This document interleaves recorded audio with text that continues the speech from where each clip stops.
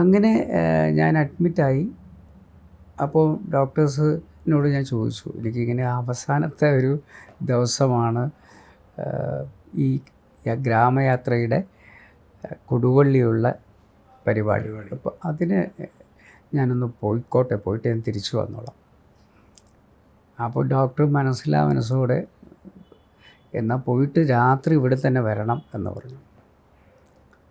അങ്ങനെ ആ പരിപാടിക്ക് ഒക്കെ പോയി വളരെ സജീവമായി ഒക്കെ എല്ലാ പരിപാടിയും അറ്റൻഡ് ചെയ്തു. തിരിച്ച് വീട്ടിൽ വന്നു.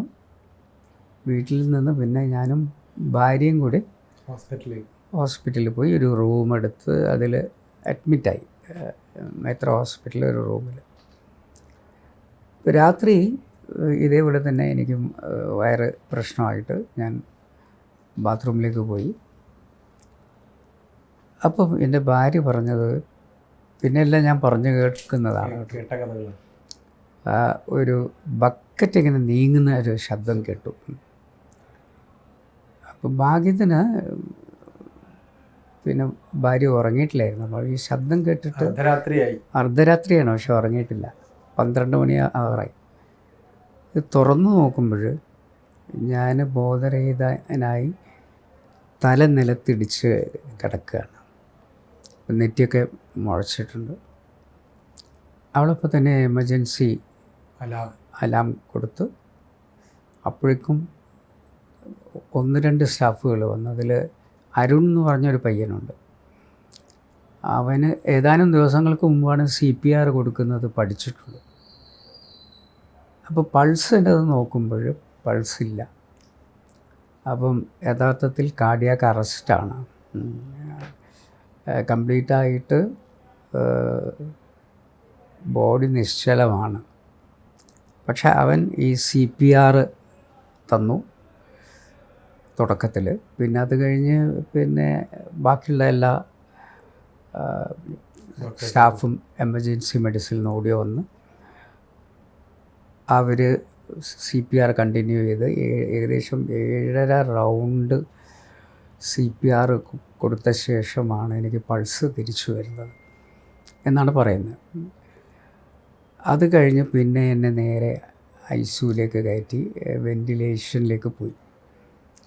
ഈ 4 ദിവസം എനിക്ക് വെൻറ്റിലേറ്ററിൽ കിടന്നതൊന്നും ഓർമ്മയില്ല.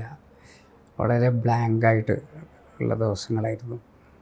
പിന്നെ പതുക്കെ അപ്പം ഡോക്ടറും പറഞ്ഞു, എഴുന്നേറ്റ് കഴിഞ്ഞാലേ പറയാൻ പറ്റൂ ബ്രെയിനിൽ എന്തെങ്കിലും സംഭവിച്ചിട്ടുണ്ടോ. കാരണം ഈ ഹൈപ്പോക്സിയ വന്നു കഴിഞ്ഞാൽ ഈ ബ്രെയിനിലേക്ക് ആവശ്യമുള്ള ഓക്സിജൻ കയറിയിട്ടില്ലെങ്കിൽ ഒന്നുകിൽ ബ്രെയിൻ ഡാമേജ് വരും, അല്ലെങ്കിൽ സംസാരത്തിന് എന്തെങ്കിലും പ്രശ്നം വരും എന്നൊക്കെ ഉള്ളത് അവരിങ്ങനെ പരസ്പരം പറയുന്നുണ്ട് എന്നാണ് കേട്ടത്.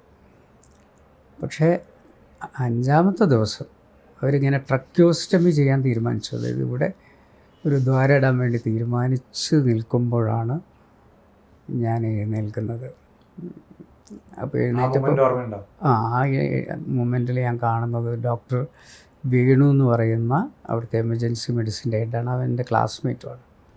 അപ്പോൾ വേറെയും ഡോക്ടേഴ്സ് ഉണ്ട്. അപ്പം ഞാൻ വേണു എന്ന് വിളിക്കുകയും മറ്റുള്ളവർക്ക് ഞാൻ പരിചയപ്പെടുത്തി കൊടുത്തു. ഈ എമർജൻസി മെഡിസിൻ്റെ ഒരു ഫാദർ എന്ന് വിശേഷിപ്പിക്കാൻ പറ്റുന്ന ഒരാളാണ് ഈ ഡോക്ടർ വേണു. ഡോക്ടർ വേണു എൻ്റെ ക്ലാസ്മേറ്റാണെന്നൊക്കെ പറഞ്ഞ്. അപ്പോൾ അവർ ഡോക്ടേഴ്സ് പറഞ്ഞു, ഒന്ന് മൈൻഡിൽ പ്രശ്നമില്ല, മെമ്മറിക്ക് പ്രശ്നമില്ല, സംസാരത്തിനും പ്രശ്നമില്ല. അപ്പം അതൊരു മിറക്കിളാണ്. നമുക്ക് അങ്ങനെ ഒരു തിരിച്ചു വരവ്, അതേപോലെ തിരിച്ചു വരിക എന്ന് പറയുന്നത് അസംഭവ്യമായിട്ടുള്ള കാര്യമാണ്. പക്ഷേ എന്തോ പ്രാർത്ഥനകൾ കൊണ്ട് അങ്ങനെ ആയതാണ്. സത്യത്തിൽ ഞാനിന്നും വിശ്വസിക്കുന്നു, ആ സമയത്ത് ജാതി മത വ്യത്യാസമില്ലാതെ കേരളത്തിനകത്തും പുറത്തും ധാരാളം പ്രാർത്ഥനകൾ നടന്നു എന്നുള്ളതാണ്. അതെല്ലാ മതപണ്ഡിതന്മാരും, അത് ക്രിസ്തീയ പിതാക്കന്മാരാവട്ടെ, മുസ്ലിം പണ്ഡിതന്മാരാകട്ടെ, ഹിന്ദു നേതാക്കന്മാരാവട്ടെ, അവരെല്ലാം ഒരേ സ്വരത്തിൽ പ്രാർത്ഥിച്ചു എന്നുള്ളതാണ് ഞാൻ ഈ തിരിച്ചു വരവിനെ എൻ്റെ 2ാം ജന്മമായി കാണുന്നത്. അക്ഷരാർത്ഥത്തിൽ. കാരണം മുൻഷി സാഹിബിന് ഒരു എന്താ പറയാ ആഫിയത്തോടു കൂടിയുള്ള ദീർഘായുസ് കിട്ടണമെന്ന് പ്രാർത്ഥിക്കാത്തവരായ കേരളത്തിൽ ആരും അന്നത്തെ 3-4 ദിവസം ഉണ്ടാവില്ല ഉറപ്പായിട്ടും. അതാണ് ഞാൻ എന്നെ എത്രയും ആളുകൾ ചേർത്ത് വെച്ചിരുന്നു എന്നുള്ളത് അപ്പോഴാണ് സത്യത്തിൽ നമുക്കതൊന്നും മനസ്സിലാവാനുള്ള വേറെ സാഹചര്യങ്ങളില്ലല്ലോ. ഇതാണ്. അപ്പോൾ ഇപ്പം ഞാൻ രാഘവേട്ടനോട് ചോദിച്ചപ്പോൾ രാഘവേട്ടനും ഭാര്യയും ഗുരുവായൂരിൽ പോയി എനിക്ക് വേണ്ടി പ്രാർത്ഥിച്ച് മടങ്ങിയതാണ്. അങ്ങനെ ധാരാളം ആളുകൾ, തിരുവനന്തപുരത്തൊരു ഗോപാലകൃഷ്ണൻ എന്ന് പറയുന്ന ആൾ, പിന്നെ അതേപോലെ തന്നെ എനിക്ക് പരിചയമുള്ള ധാരാളം ആളുകൾ, ബെന്നി ജോസഫ് എന്ന് പറഞ്ഞിട്ട് എറണാകുളത്തുള്ള, ഇവരെല്ലാം പ്രാർത്ഥന നിരതരായി നിന്നിരുന്നു എന്നുള്ളതാണ്. പിന്നെ പതുക്കെ എൻ്റെ എല്ലാ സിസ്റ്റവും നോർമലായി തുടങ്ങി. റീനൽ ഇഷ്യൂ ഉണ്ടായിരുന്നു. അത് ക്രിയാറ്റിനൊക്കെ 1.7 വന്നു. പൊട്ടാസ്യം കുറഞ്ഞതാണ് ഇതിൻ്റെ എല്ലാ പ്രശ്നവും. കാരണം നമ്മളിൽ നിന്ന് ഈ ഡയേറിയ ഉണ്ടാകുമ്പോൾ പൊട്ടാസ്യം പുറത്തേക്ക് പോയി പോകും. അപ്പോൾ പൊട്ടാസ്യം 2 എത്തിയപ്പോഴാണ് എനിക്ക് ഈ ഒരു ഇഷ്യൂ വന്നത്.